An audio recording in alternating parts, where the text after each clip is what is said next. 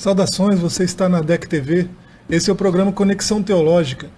Hoje nós vamos, nesse programa, falar sobre um tema que está muito próximo, que é a Páscoa, e a gente vai procurar trazer elementos aí desde a origem até a forma como nós comemoramos esse evento ainda hoje.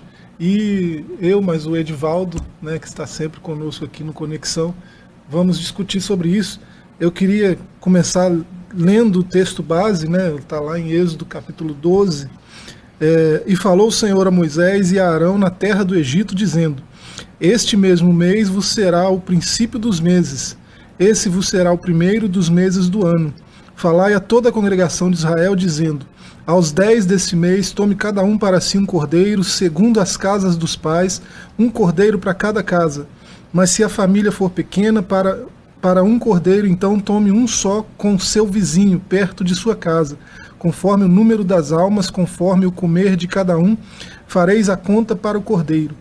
E eu li até o verso 4, e essa passagem, né, capítulo 12 de Êxodo, todinha vai tratar sobre a instituição da primeira Páscoa, né? O Senhor deu ordens de como seria feito a celebração, e aqui cada elemento desse tem um sentido, né? E a gente vai começar falando de Páscoa pelo princípio, né, pela origem.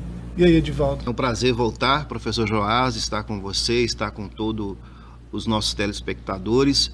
E é muito interessante porque, como você já bem disse, né, estamos próximos à celebração da Páscoa, e nós precisamos ver a Páscoa na ótica da sua origem, na ótica cristã e também na ótica contemporânea, com elementos que foram inseridos, né, também nessa celebração. Eu achei interessante a sua leitura, eu quero só corroborar com você, lendo do versículo 21 ao 27, no mesmo capítulo 12 de Êxodo. Diz assim: Chamou, pois, Moisés a todos os anciões de Israel, e disse-lhes: Escolhei e tomai vós cordeiros para vossas famílias e sacrificai a Páscoa. Então tomai um molho de isopo e molhai-o no sangue que estiver na bacia, e passai-o na veiga da porta, em ambas as ombreiras, do sangue que estiver na bacia. Porém nenhum de vós saia da porta da sua casa até amanhã, porque o Senhor passará para ferir os egípcios. Porém, vir o sangue na verga da porta, em ambas as ombreiras, o Senhor passará aquela porta, e não deixará o destruidor entrar em vossas casas, para vos ferir. Portanto, guardai isso por estatuto para vós e para vossos filhos, para sempre. E acontecerá que, quando entrardes na terra que o Senhor vos dará, como tem dito, guardareis este culto. E acontecerá que, quando vossos filhos vos disserem: Que culto é este?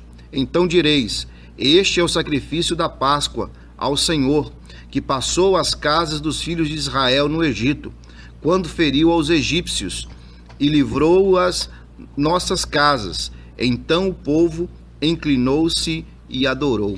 Em outras versões, no lugar de culto vai estar cerimônia, que é a mesma coisa, né? Um cerimonial. Então, o que a gente observa na Páscoa judaica? Que é um evento que marca a saída, a passagem do povo que estava sobre um regime de escravidão, um povo que foi liberto, e também é conhecido como Festa da Libertação.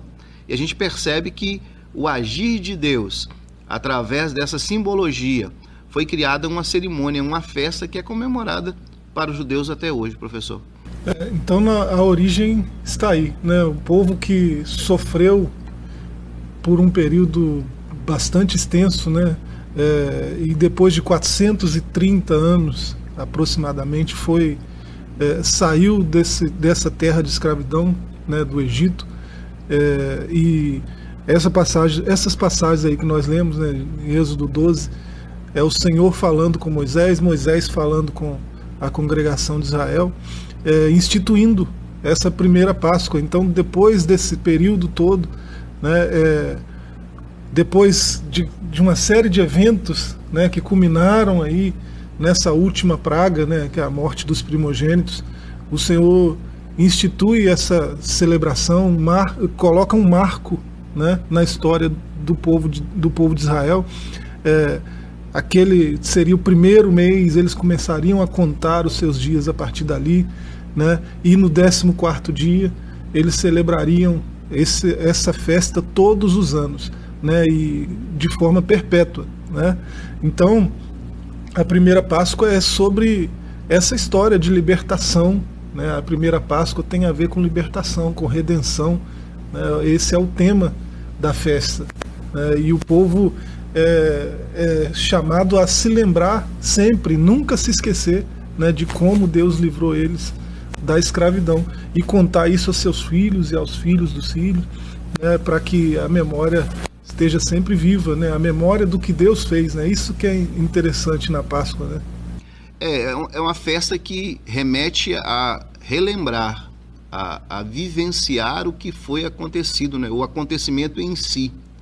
E infelizmente, como tudo que é comemorável, se tem também um cunho comercial, mas no caso dos judeus a gente percebe que eles viviam, né, tanto as suas leis cerimoniais como as suas leis civis faziam parte de um mesmo decálogo, né, que a própria Torá. Eles dirigiam a sua vida de forma cerimonial e de forma civil. Tudo estava escrito na palavra do Senhor, dada a Deus por Moisés, né, dado para Moisés através de Deus. E a gente percebe que esses elementos, como a gente falou, você falou dessa simbologia dos elementos da Páscoa, a gente percebe que tem o cordeiro, tem o sangue, tem as ervas amargas e tem os pães asmos. Qual a simbologia desse para o povo judeu? A gente olha muito para o povo cristão, mas para o povo judeu, qual que é essa simbologia, professor? A primeira Páscoa tem esses elementos aí, né? O cordeiro apontava para o Messias, né? Ele ofereceria o sacrifício perfeito, né? Nós podemos falar disso mais adiante, e assim, esse cordeiro ele seria morto, né, durante essa festa, e o sangue dele seria passado ali nos umbrais das portas para marcar, né, aqui está um povo que fez uma aliança com Deus, né? E quando o ceifador passasse, né, para ceifar os primogênitos, que é a última praga lá do Egito, ele saltaria aquela casa que estava com a marca do sangue, com o sinal da aliança, né, desse acordo que foi feito, né? Então, Deus poupou os primogênitos do seu povo por causa daquele sangue do cordeiro, né? E isso aponta para um evento futuro que a gente pode discutir mais tarde, né? Então, a primeira Páscoa, e esse é o sentido da palavra, né? Pessah, é saltar, né? Visto que esse ceifador, né, que veio matar os primogênitos, ele salta a casa que está com a marca, né? Então ele faz o Pessah, né? Ele salta, faz essa passagem, né, dessa casa que está marcada. Então isso também não é muito lembrado entre nós, né, hoje. Esse significado, o que é Páscoa? É saltar, né? E saltar o quê? Né? Eu fui poupado de uma morte que eu merecia porque alguém foi sacrificado no meu lugar, né? E é o próprio Deus que provê isso, né, para o povo de Israel ali, e isso é verdade para nós também, né? O povo cristão celebra a Páscoa também pelos mesmos motivos, né? Ele saltou, né? Ele não exigiu de nós a morte que nós merecíamos. Ele proveu alguém para fazer isso, né? E nós, o ceifador salta por nós. Hoje nós temos vida eterna por causa disso, né?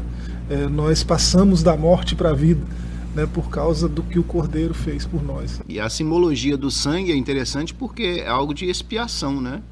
O sangue ali, ele dá a conotação de que aquelas pessoas que estavam dentro daquela casa não eram perfeitas, mas por terem feito uma aliança, elas recebem a remissão, né, através do sangue, daquela marca do sangue. Sem o derramamento de sangue não há Remissão de pecado. Está escrito lá em Levítico, né? Então tem esse elemento, diz respeito a isso, né? A remissão daquele povo. E depois até uma coisa interessante que acontece, esses primogênitos que foram poupados, o Senhor vai exigir do seu povo, né, a consagração deles, né? Aí começa isso uma outra cerimônia, né? Isso é muito interessante. Né, a Páscoa acaba remetendo a outros eventos, né? Outros eventos. E esse evento em si, ele também a gente pode colocar aqui, porque faz parte do judaísmo, né? Que é a circuncisão, não é isso? Né? A circuncisão também faz parte do judaísmo. E eventos vão relembrando. Na verdade, a gente através desse culto, o povo começa a relembrar. Eles estavam num período de escravidão, né? Mas depois eles começam a relembrar a aliança que tinha firmado com o Senhor. E essa aliança que foi afirmada com o Senhor, ela começa a tomar conotação. E as ervas amargas, professor? As ervas amargas são uma lembrança, né, do sofrimento que eles passaram no Egito, né? Eles ensinam seus filhos assim, através de uma didática bastante experimental, né? A Bíblia fala que por um período muito grande eles prosperaram no Egito, né? Eles cresceram, né? Alguns vão falar de milhões de judeus convivendo com os egípcios, né? E que levantou um faraó que não lembrava daquele que fez isso acontecer, de José, né? Não José do Egito, mas José no Egito. Ele não lembrava mais daquela aliança firmada com José e começou a se preocupar com aquele povo que crescia numericamente, né? Daqui a pouco esse povo está maior do que nós, daqui a pouco nós vamos ser os servos deles, né? Então vamos dar um jeito de conter isso aqui, né? De estancar esse sofrimento, esse crescimento, né? De estancar esse crescimento. E começou a oprimir o povo, né, de forma bem pesada, né, e subjugar eles com muito trabalho para que eles não tivessem tempo de crescer tanto. Mesmo assim eles cresciam. E ainda continuaram, né, crescendo. As parteiras lá do Egito dizem, olha, elas são assim, quando a gente já chega, o neném já nasceu, né? Não tem como, esse povo ele se multiplica, né? E também é uma promessa do Senhor que diria que a descendência de Abraão seria como a areia da praia, como as estrelas do céu, né? A gente vê que esse povo é um povo que realmente cresce, né? Até nos dias de hoje, né? Se a gente perceber o estado de Israel, não sei quantos milhões que existe lá em Israel, mas a gente sabe que existe mais israelita fora de Israel do que dentro de Israel. É interessante a gente pensar nesse sentido. Há algum tempo muitos estão voltando, né, para lá, mas questões geopolíticas, questões aí mais complexas do que o que a gente pode comentar aqui com pouco tempo, né? Esse retorno tem sido um pouco demorado, né? Não dá para voltar todo mundo para Israel agora. Acho todo judeu, geograficamente também não acho que não comportaria, né? Muita gente. E é interessante, professor. Outra coisa que a gente fala também é os pães asmos, né? Pães asmos, eles chamam de matzá, né? É o pão sem fermento, porque na Páscoa, inclusive, a tradição judaica manteve isso e até acrescentou outros elementos a isso, né? Hoje a tradição judaica não aceita nenhum hametz, né? Nenhum fermento dentro de casa, durante a celebração da Páscoa, né? Nesse ano nós estamos gravando em 2022, né? Nesse ano a Páscoa começa no dia 15, na noite da sexta-feira do dia 15, né, de abril, e vai até dia 23, que é a outra sexta-feira, né? Então, esse elemento, né, do fermento, você não pode ter nada disso dentro da sua casa nessa semana da celebração da Páscoa. Então você tem lá... vou exagerar aqui, né, conjecturar, você tem lá uma bicicleta e você percebe uma ferrugemzinha em algum lugar dela, você tem que se desfazer dela, ou você doa, ou você queima, você vende, mas ela não pode ficar na casa, porque é peça, né? Não pode ter fermento E fermento aí é tudo que não é só o fermento biológico, tudo que é ferrugem, tudo que é, né? Não é só o fermento orgânico ou o fermento biológico, mas é o fermento em si. Você nota na parede um mofo, uma manchinha de mofo. Não pode na Páscoa não, né?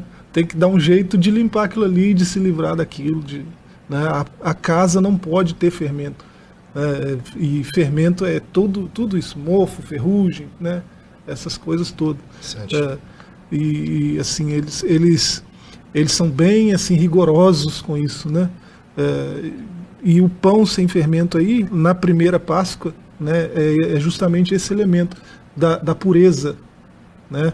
O povo de Deus deve ser um povo que preza pela pureza, não deve se misturar com o que é impuro, deve fazer sempre separação entre o que é puro e o que é impuro, entre o que é justo e o que é ímpio, né? Entre o que é precioso e entre o que é vil. O povo de Deus tem que ser assim, tem que ser diferenciado, né? Não pode ter o fermento, né?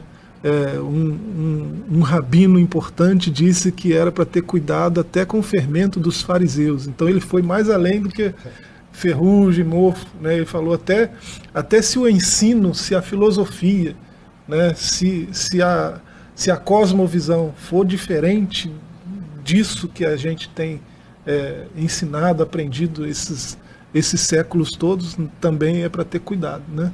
Então o fermento vai até no âmbito do ensino, né? Ensino-aprendizado. Nós precisamos fazer uma pausa, mas não sai daí que a gente já volta. Você está assistindo Conexão Teológica e a gente volta já já.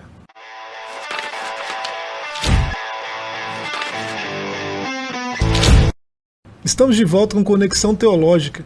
Hoje nós estamos falando sobre a Páscoa e nessa nossa discussão aqui a gente está olhando sobre aquele primeiro evento, aquela origem, né? Quando surgiu a festa. E nós estamos falando da festa judaica por enquanto, né? Nós estamos comentando de vez em quando sobre fazendo a conexão com o que a gente pratica hoje, que é impossível né? É impossível não fazer isso, né? Mas a gente está tentando se ater àquele primeiro evento, né, para a gente entender a origem. Que a gente entendendo a origem, a gente faz com mais consciência, né? A gente festeja a Páscoa também. E se a gente entender a origem, esse nosso festejar da Páscoa hoje fica mais claro, mais nítido, né? Tem mais sentido, né, para nós e para quem está festejando, né? Então nós compreendemos que a Páscoa ela baseia-se na Páscoa de origem judaica, a que nós estamos falando agora. Além disso, a comemoração no mundo ocidental sofreu influência de elementos de cultura pagã de povos germânicos. A gente percebe então que tem a Páscoa judaica, a Páscoa original, né? Tem a Páscoa cristã e tem a Páscoa que sofre culturalmente com elementos pagãos. Voltando aqui para a Páscoa judaica, aquela saída, né, que também dá essa conotação de saída, porque a promessa do Senhor é que através daquela última praga, né, da 10ª praga, o coração de Faraó se abriria e eles sairiam. Então eles estão comemorando a saída também, né? Tem essa conotação, muitas pessoas falam que é a saída do Egito, a Páscoa. A Páscoa é um evento que antecede a saída, né? Então está muito interligado os eventos, né? E quando Deus manda festejar a Páscoa, a ordem para festejar é justamente para lembrar dessa saída, né? Para lembrar da saída do Egito, né? Então a Páscoa tem muito a ver com a saída, assim, né? O povo Deus chama o povo a festejar, fazer essa festa do jeito que Ele falou para fazer aí, e para Ele ensinar para as gerações futuras, né, o porquê que essa festa está sendo comemorada, por que eles estão festejando, e o que eles estão festejando, né? Eles estão festejando a saída do Egito, porque Deus tirou eles do Egito, né? Então tudo isso é elemento da festa, né? E depois de ver tantos sinais, por exemplo, as 9 pragas que já tinham acontecido, depois de ver todos esses sinais poderosos de Deus no Egito, eles Claro que eles já tinham fé suficiente para crer que se Deus falou que ia fazer a última praga, que era a morte, né, dos filhos, né, primogênitos, tanto animais como de pessoas, seres humanos, iriam morrer como morreu, né, naquele dia. É interessante a gente perceber que eles tiveram fé de celebrar algo que iria acontecer, né? Eles fizeram isso num dia e naquela noite, né, aconteceu o que realmente Deus falou que iria acontecer. Então a gente percebe que o povo hebreu, o povo judeu, é um povo de fé, é um povo que creu, né? Naquele momento ali, toda a congregação, toda aquele arraial ali dos judeus, eles creram e acreditaram que aquilo aconteceria. É um povo que confia na voz de Deus, né? Deus falou com Moisés, né? O que era para fazer, né? E o que aconteceria depois. Moisés transmite para o povo exatamente do jeito que Deus falou e o povo confia, né? Então o povo confia em Moisés porque ele é profeta de Deus. O povo confia em Deus, então confia no seu profeta. E age assim com obediência. Eles fazem exatamente o que foram instruídos a fazer. E isso demonstra a confiança do povo de Deus, né, no seu Deus, né? A confiança em Deus às vezes é o fator determinante, né, para as coisas que Deus falou que aconteceriam acontecerem, né? Quem sabe dizer o que aconteceria se Deus falasse essas coisas, desse essas ordenanças, ensinasse como fazer essa festa e por que fazer. E imagina o que aconteceria se esse povo não atentasse, né? Fazer festa, nós estamos aqui escravos, vamos festejar o quê, né? Imagina se eles relutam em confiar, em obedecer, né? Como seria a história daí para frente, né? Aconteceu o que aconteceu porque o povo confiou no seu Deus, né? E aí Deus trouxe livramento. E até hoje os judeus celebram, tem um elemento da celebração hoje que é o Zeroa, né? Que simboliza o jeito que eles foram tirados, né? Com braço forte, né? Deus tirou eles do Egito com braço forte, com mão estendida, né? Então foi com poder, né? Com força. Deus tirou eles com manifestação do seu poder, né? Em favor do seu povo. Então isso mostra por que eles confiavam em Deus também, né? Porque é um Deus poderoso.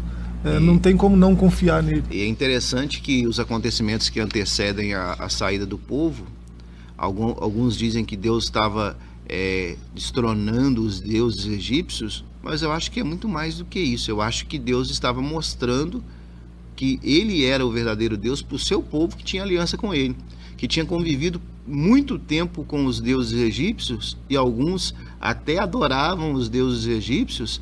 Deus estava mostrando, olha, eu sou o verdadeiro Deus. Porque a Bíblia chega a dizer que o próprio Deus endureceu o coração de Faraó. É interessante a gente perceber isso. Se era para sair, por que não saiu na primeira praga? Por que não saiu na segunda, na terceira? Porque teve que ter 10 pragas para que o povo saísse. Isso é interessante a gente perceber, porque isso faz parte da Páscoa. A celebração da Páscoa é um culto ao Deus verdadeiro. É um culto ao Deus que pode todas as coisas, que é aquele que nos transforma, nos redime, nos dá o direito, né, através do seu sangue, do sacrifício do seu filho, para a gente também ter essa passagem da morte para a vida, né? Isso é muito interessante de pensar, né? Deus está envergonhando cada um dos deuses do Egito, está humilhando eles publicamente. O Egito todo está vendo como seus deuses estão destronados mesmo. Destronados, humilhados, né? Rechaçados em todos os níveis. Mas isso diz respeito só ao povo egípcio, né? Não é Deus se revelando também ao seu povo, né? Não é Deus mostrando também para o seu povo que ele sim é poderoso, que ele sim é digno de confiança, né? Então isso com certeza é algo muito interessante de pensar, né? 1 Pedro 18:21 diz assim: pois vocês sabem que não foi por meio de coisas perecíveis, como prata ou ouro, que vocês foram redimidos, da sua maneira vazia de viver, transmitida por seus antepassados, mas pelo precioso sangue de Cristo, como de um cordeiro sem mancha e sem defeito, conhecido antes da criação do mundo, revelado nestes últimos tempos em favor de vocês. Por meio deles vocês creem em Deus, que o ressuscitou dentre os mortos e o glorificou, de modo que a fé e a esperança de vocês estão em Deus. Eu acho interessante quando Pedro ele faz esse link, né, da Páscoa para a Páscoa cristã, mas ele também remete muito ao que a Páscoa judaica, que ele como um bom judeu entendia isso, ele até no tempo de Jesus celebrava a Páscoa, né? E essa Páscoa judaica no tempo de Jesus, professor, como é que era? A gente tem nos evangelhos, né, diversas vezes, não foi uma vez só. Tem a passagem mais conhecida, que é a última ceia, né? Aquele ali é um evento da Páscoa, né? A noite dos pães ázimos, né? A festa dos pães ázimos, que é chamado aí nos evangelhos, é a primeira reunião, né, na Páscoa, né? Aquela no começo da semana da Páscoa, né? Eles se reúnem e tem essa ceia, e na ceia tem diversos elementos ali, né, que remetem à história, a história da libertação lá do Egito, né? E cada um desses elementos é provado com bastante cuidado, com bastante reverência, né? Lembrando de cada momento, de cada situação, para manter viva essa memória da libertação, né? Da redenção do povo. E Jesus participou da Páscoa, né? Então ele não aboliu essa festa, né? Se é que alguém tem essa ideia, né? Jesus não aboliu isso, tanto é que ele participou, né? Então, durante a sua trajetória, todos os anos ele celebrava, né? Junto com seus familiares, com seus amigos. Pelo menos por 3 anos, né? Jesus fez isso, né? A gente vê na narrativa. O ministério registrado foi de 3 anos, alguém disse 3 anos e meio, mas 3 anos Jesus celebrou a Páscoa. E a última vez que ele celebra a Páscoa, ele revela algo muito profundo, porque ele iria como um cordeiro pascual, né? Isso é muito interessante. Ele é o cordeiro, né? Lá no começo do seu ministério, João Batista já apontou para ele e já denunciou logo, né? Eis o Cordeiro de Deus, que tira o pecado do mundo. Nós acabamos de ler, né, que desde a fundação do mundo esse cordeiro já estava reservado, né? Isso é muito interessante. Então nós já estamos fazendo uma conexão aí, né, de como era a Páscoa judaica para como passou a ser, né, no cristianismo. Há uma ressignificação do evento, né? E muito por conta disso, né, o cristianismo passou até a adotar um calendário diferente, né, para a festa da Páscoa, porque até o ano 325 era comemorado junto com a Páscoa judaica, né? Na mesma semana da celebração judaica, os cristãos celebravam também. E assim, por entender que se tratava de uma festa que remetia a eventos diferentes no tempo, né? No concílio que teve nesse ano, foi instituído, nós vamos fazer no primeiro domingo depois da lua cheia da primavera, né?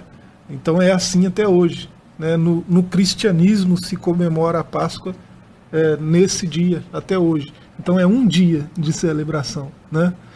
Os judeus passam uma semana celebrando, e eles lembram de um evento, a gente lembra de outro evento, né?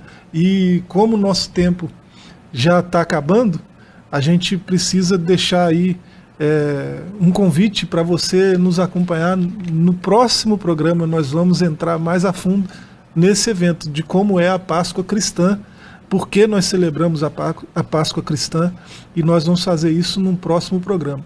Eu quero agradecer a sua presença. Você quer falar alguma coisa? Não, tranquilo, só quero te convidar para continuar, né? Nós estamos numa série, né, de eventos sobre a Páscoa, né? Eu te convido a continuar conosco no próximo programa. Então é isso aí. Muito obrigado pela sua audiência. Nos vemos no próximo programa e até lá. Deus te abençoe.